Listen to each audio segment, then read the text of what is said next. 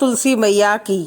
मेरी प्यारी बहनों, कार्तिक मास में हम आपको तुलसी की महिमा के बारे में बताते हैं कि ब्रह्मा जी कहते हैं कि कार्तिक मास में जो भक्त प्रातःकाल स्नान करके पवित्र हो, कोमल तुलसी दल से भगवान दामोदर की पूजा करते हैं, वे निश्चय ही मोक्ष पाते हैं।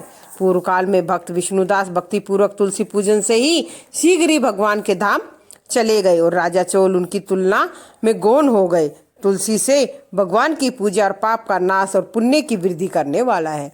अपनी लगाई हुई तुलसी जितनी भी अपने मूल का विस्तार करती है, उतने ही सहस्त्र युगों तक मनुष्य ब्रह्मलोक में प्रतिष्ठित रहता है। यदि कोई तुलसी संयुक्त जल में स्नान कराता है, वे पाप मुक्त हो आनंद का अनुभव करता है। जिसके घर में तुलसी का पौधा विद्यमान है, उसका घर तीर्थ के समान है। वह यमराज के दूत नहीं आते। जो मनुष्य तुलसी काष्ठ संयुक्त गंध धारण करता है, क्रियमान पाप उसके शरीर को स्पर्श नहीं करते। जहाँ तुलसी वन की छाया हो, वहां पर पितरों की तृप्ति के लिए श्राद्ध करना चाहिए। जिसके कान में, मुख में, मस्तक में तुलसी का पत्ता दिखाई देता है, उसके ऊपर यमराज की दृष्टि भी नहीं डलती। प्राचीन काल में हरिमेधा और सुमेधा नाम के दो ब्राह्मण थे। वह जाते जाते किसी दुर्गम वन में परिश्रम व्याकुल हो गए। वहां उन्होंने एक स्थान पर तुलसी दल देखा। सुमेधा ने तुलसी का महान वन देखकर उसकी परिक्रमा की और भक्ति पूर्वक प्रणाम किया। और यह देखकर हरिमेधा ने पूछा, तुमने अन्य सभी देवताओं व तीर्थ व्रतों के रहते तुलसी वन को प्रणाम क्यों किया? तो सुमेधा ने बताया कि प्राचीन काल में जब दुर्वासा के श्राप से इंद्र का ऐश्वर्य छीन हो गया, तब देवताओं और असुरों ने मिलकर समुद्र मंथन किया।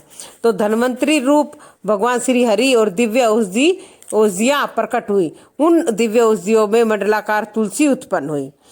भक्तजनों, जो समुद्र मंथन की हमने आपको पहले कहानी बताई है, उसमें हमने आपको बताया था जब देवता और दैत्यों में मंथन हुआ था तब क्या क्या प्रकट हुआ था। तो उसी में तुलसी भी एक प्रकट हुई थी, जिससे ब्रह्मा आदि देवताओं ने श्री हरि को समर्पित की थी और भगवान ने उसे ग्रहण कर लिया था। भगवान नारायण संसार के रक्षक और तुलसी उनकी प्रियतमा है, इसलिए उन्हें हमें प्रणाम करना चाहिए। सुमेधा इस प्रकार कह ही रहे थे कि सूर्य के समान अत्यंत तेजस्वी विशाल विमान उनके निकट उतरा और उन दोनों के समक्ष ही वहां एक बरगद का वृक्ष गिर पड़ा और उसमें से दो दिव्य पुरुष प्रकट हुए। उन दोनों में हरिमेधा और सुमेधा को प्रणाम किया। तब दोनों ब्राह्मणों ने उनसे पूछा कि आप कौन हैं?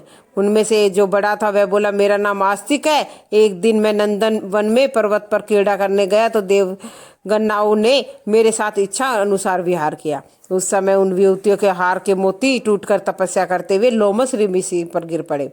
यह देखकर मुनि को क्रोध आया। उन्होंने सोचा कि स्त्रियां तो परतंत्र होती हैं, अतः ये उनका अपराध नहीं है, दुराचारी आस्तिक की श्राप योग्य है।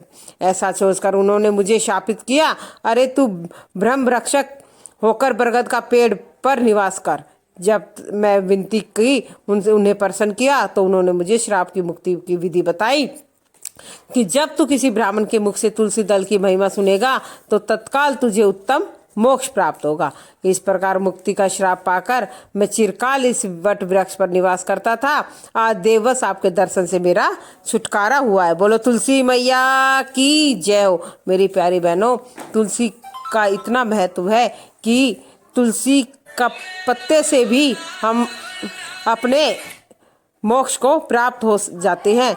तत्पश्चात वे दोनों श्रेष्ठ ब्राह्मण परस्पर पुण्यमयी तुलसी की प्रशंसा करते हुए तीर्थ यात्रा को चल दिए। इसलिए भगवान विष्णु को प्रसन्नता देने वाले इस कार्तिक मास में तुलसी की पूजा अवश्य करनी चाहिए। मेरी प्यारी बहनों, कार्तिक मास में ही तुलसी विवाह का महत्व बताया है, जो बहुत महत्वपूर्ण है। जो मेरी माता बहनें तुलसी का पूजन करती है, कार्तिक मास में सेवा करती है, और फिर उनको तुलसी विवाह भी करना चाहिए मंदिर में, जैसे चाहे सारे आस पड़ोस की औरतें मिलकर एक बार अपने जीवन में, चाहे छोटा हो पर तुलसी विवाह जरूर करना चाहिए, अपनी जितनी हमारी क्षमता है उसके हिसाब से। कार्तिक शुक्ल नवमी को द्वापर युग का प्रारंभ हुआ। इस तिथि को 9वीं से एकादशी तक मनुष्य शास्त्रोक्त विधि से तुलसी का विवाह का उत्सव करे। तो नवमी से शुरू हो जाता है, हल्दी की रस्म हो जाती है, लगन टीका सगाई जो है नवमी से शुरू होके एकादशी पे संपूर्ण होती है। एकादशी पे माता का विवाह हो जाता है और उस ये जो विवाह उत्सव करते हैं इसे हमें कन्यादान का फल मिलता है। पूर्व काल में कनक की पुत्री किशोरी ने एकादशी के दिन संध्या के समय तुलसी की वैवाहिक विधि संपन्न की थी।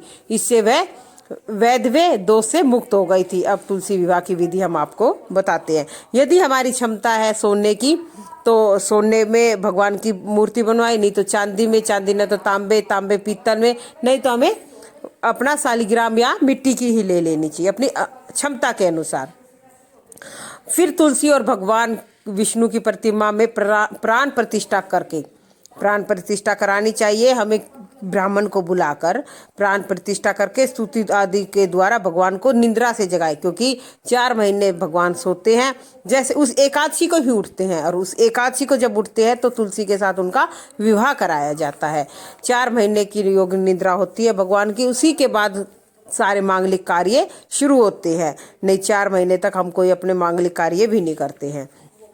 पहले देश काल स्मरण करके सबसे पहले हमें गणेश जी का पूजन करना चाहिए, क्योंकि हर पूजा में सबसे पहले गणेश जी का पूजन बताया। बिना गणेश जी की पूजा के कोई कार्य सही से नहीं होता है। फिर पुण्य वाचन करके वेद मंत्रों का उच्चारण करते हुए बाजे आदि ध्वनि के साथ भगवान विष्णु की प्रतिमा को तुलसी के निकट लाके रखना चाहिए। जहाँ तुलसी माता का पौधा है वहाँ लाके रखो, या मूर्ति के पास तुलसी माता का गमला उठा के ले जाओ, या बगीचा है तो वहाँ फिर विष्णु भगवान की मूर्ति लेके आओ।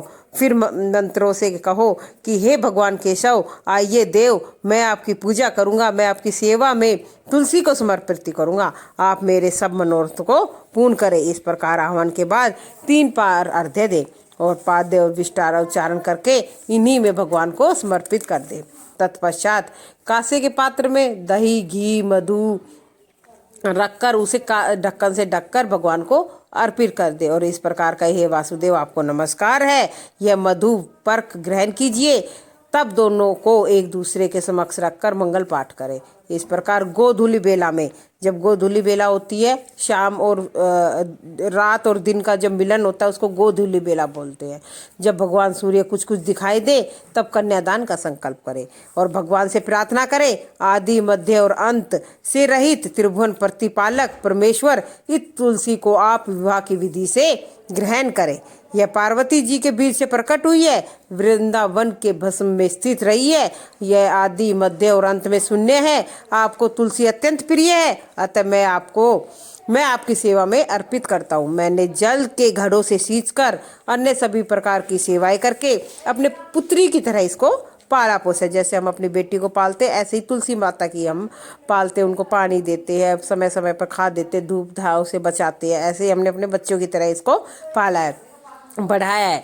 अब आप तुलसी आपको ही दे रहा हूँ, हे प्रभु कृपया करके इसको ग्रहण कीजिए। इस प्रकार तुलसी का दान करके फिर उन दोनों का पूजा करें, मतलब फिर उनके सारा तुलसी माता का श्रृंगार करके उनको साड़ी पहनाए, 16 श्रृंगार करके पूजन वरमाला कराए और फिर फेरों के साथ, जैसे या तो विष्णु भगवान की जो मूर्ति होती है उनको तुलसी माता के ऐसे फेरे लगवाए।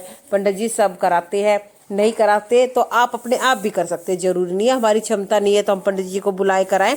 हमें पता है जो हम सबको पता है ब्याह शादी की क्या क्या रीति रिवाज होती है, तो उस हिसाब से हम माता का और शालिग्राम भगवान का, उनके साथ विष्णु भगवान की प्रतिमा का उनके साथ विवाह संपन्न कराएं। और जो हम दान दे सकते हैं, जितना हम कन्यादान कर सकते हैं वो सब हम करें। वस्त्र वगैरह, चांदी, सोना, जो बर्तन, जो कुछ किसी गरीब को दे दे, ब्राह्मण को दे दे, जैसे कन्यादान देते हैं उस तरह से हम इसको देते हैं और तुलसी विवाह करते हैं। इस प्रकार तुलसी का फिर वो तुलसी जैसे या तो किसी ब्राह्मण को बुलाते तो उनको सारा सामान दे के तुलसी उनको दे देते हैं कि आप ले जाइए अब, और नहीं तो फिर उस मंदिर में ही करते हैं या घर पे करते तो वहीं पे रहने दीजिए। जो दान की चीज़ें है वो आप किसी पंडित को दे दें। इस प्रकार तुलसी का दान करके फिर उन दोनों को पूजा करें और फिर अगले दिन प्रातःकाल पुनः पूजा करें। अग्नि की स्थापना करके उसमें द्वाक्षर मंत्र में खीर घी, मधु, तिल मिश्रित देव 108 आहुति दे। आप चाहे तो आचार्य से होम की शेष पूजा भी करवा सकते हैं। तब भगवान से प्रार्थना करें, प्रभु आपकी प्रसन्नता के लिए मैंने ये व्रत किया है, क्योंकि उस दिन व्रत करना पड़ता है। कोई भी माँ बाप होता है कि जो ब्याह करता है अपनी बेटी का, तो वो उस दिन व्रत करता है। इसमें जो कमी रह गई है वह आपके प्रसाद से पूर्णतः प्राप्त हो जाए। अब आप तुलसी के साथ बैकुंठ धाम में पधारे और आप मेरे द्वारा की गई पूजा में सदा संतुष्ट रहकर मेरा भला करे। इस प्रकार व्यक्ति तुलसी विवाह का प्रायण करके भोजन करे और भोजन के बाद तुलसी के स्वयं गिरे हुए पत्तों को खाकर सब पापों से मुक्त होकर भगवान के धाम को प्राप्त होता है। भोजन में आंवला और बेर का फल खाने में उच्छिष्ट दोष मिट जाता है। तुलसी की महिमा इतनी बताई है परमात्मा ने कि तुलसी का एक पत्ते खाने से ही हमें सब पापों की निवृत्ति हो जाती है। इस प्रकार एकादशी को दिन तुलसी विवाह संपन्न करके और आप फिर उसके बाद एकादशी से और पूर्णमासी तक इन 5 दिनों के जो 5 दिन होते हैं, इसमें 5 दिनों तक जितना दान धर्म किया जाए वो आप कर सकते हैं। और जो मेरी बहन ने पूरे महीने नहीं नहाई है वो इन 5 दिनों में नहाकर पूरे कार्तिक मास का लाभ उठा सकती है कि महीने का उसको पुण्य मिल जाता है। इन 5 दिनों में आप जितना दान करना चाहे, धर्म करना चाहे वो आप कर सकते हैं। और पूर्णमासी के दिन ब्राह्मण और ब्राह्मणी को आप जिमा सकते हैं जोड़े से, और उनको जो आप दक्षिणा देना चाहे, कपड़े वस्त्र जो देना चाहे वो आप दे सकते हैं, जिससे हमें इस मास के और अधिक फल मिले। और क्योंकि विष्णु भगवान तो ब्राह्मण से खुश होते हैं, जितनी हम ब्राह्मण की सेवा करते हैं तो विष्णु भगवान उतने ही खुश होते हैं। इसलिए हमें अच्छे ब्राह्मण को, और जो ब्राह्मण को दे वो अच्छी सामग्री दे कि हम अपने प्रभु को दे रहे हैं। इसी के साथ जय जय श्री राधे, जय जय श्री राधे, जय जय श्री राधे।